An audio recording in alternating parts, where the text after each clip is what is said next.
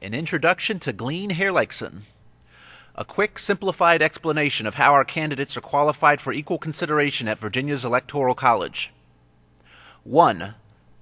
The Virginia State Board of Elections holds proof that all 13 of the Frye white electors for Glean Herleikson, have been elected to the office of Elector for President and Vice President by the required majority of Virginia voters. This requirement was met on Tuesday, November 6, 2012, when our electors won the popular vote in Virginia's general election. At last check, the unofficial results released by the Virginia State Board of Elections indicate 1,893,740 votes cast in favor of our electors, with 99.5% of the precincts reporting. Number 2. The Virginia State Board of Elections holds proof that each of these same 13 electors for Glean Herleikson, have been officially pledged to our campaign. This requirement was met on Friday, October 26, 2012, when our declaration of right-in candidacy was properly received, filed, and accepted by the Virginia State Board of Elections. Number 3. The Virginia State Board of Elections holds proof that the Virginia electorate has collectively signaled yes to our choice of candidates. This requirement was met on Tuesday, November 6, 2012, when the electorate cast a vote at the ballot box to activate, validate, and ratify the Glean Herleikson ticket, the choice that our campaign offered to Virginia voters as a possible write-in option. Since there is no such thing as a no vote in a presidential election, the casting of just one individual vote, specifically cast in support of the Glean Herleikson ticket, satisfies this particular condition with ample sufficiency. Every vote cast in a presidential election constitutes the signaling of yes to a particular slate of electors pledged to a particular choice of candidates.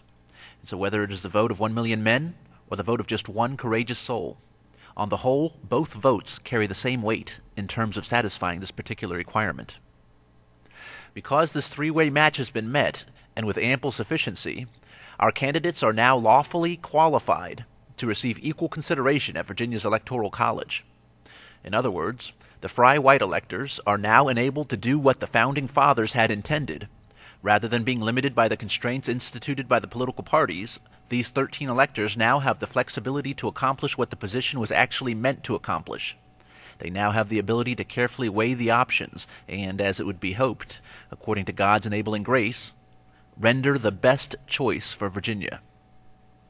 The Virginia State Board of Elections has not yet weighed in on the question of whether or not they intend to ensure our candidates receive the equal consideration they are rightfully and lawfully entitled to receive. And because it is so critical that they get this answer right, we have asked our local members of the Virginia General Assembly to solicit an official opinion from the Attorney General of Virginia, affirming to the State Board of Elections that our choice of candidates has qualified with ample sufficiency for equal consideration on Monday, December 17, 2012, when the electors convene in Richmond, Virginia to cast their official electoral ballots. If you live in Virginia, we encourage you to do the same.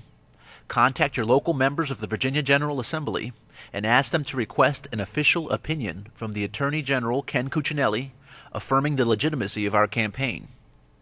And as you do so, remember, the Founders instituted an electoral college system as a way to help safeguard our moral sovereignty. Making good use of this system is America's last, best hope. This campaign is not about celebrating personalities. It's about defending and restoring principle.